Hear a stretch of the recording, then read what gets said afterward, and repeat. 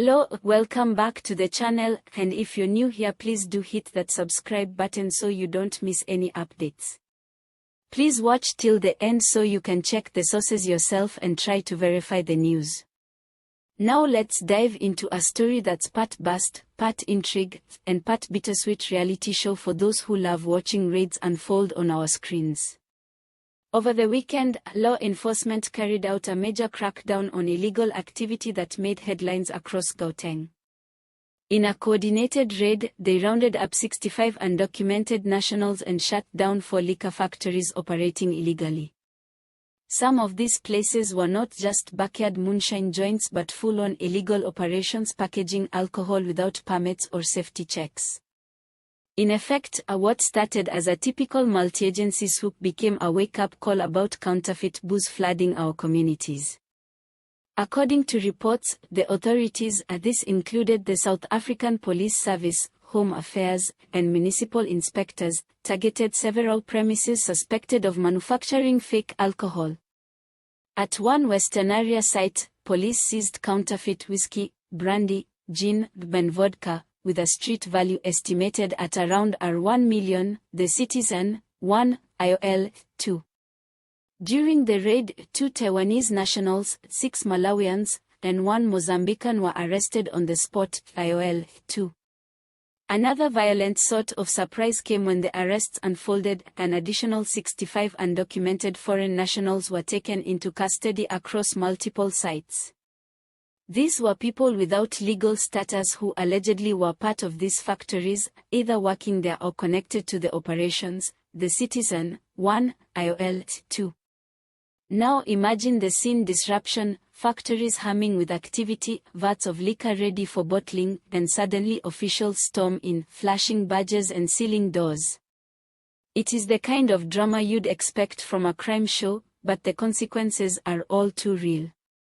People lose jobs, businesses collapse, and communities have to deal with the fallout. We are talking public safety, economic impact, and human rights all tangled in one illegal operation. Drug raids often get the most airtime, but fake liquor factories pose a serious threat too. Counterfeit alcohol can be toxic, poorly produced, and downright dangerous. Imagine unwittingly buying a bottle of brandy only to find its chemical soup waiting to ruin your weekend, or worse, the Citizen, 1. Let's also not ignore the human element. Among the arrested were asylum seekers and undocumented migrants who might have thought working at such factories was their only option in a difficult job market. That doesn't excuse the illegality, but it does remind us that enforcement without compassion can do more harm than good. Some of these individuals might face deportation, while others might eventually plead for leniency based on their circumstances.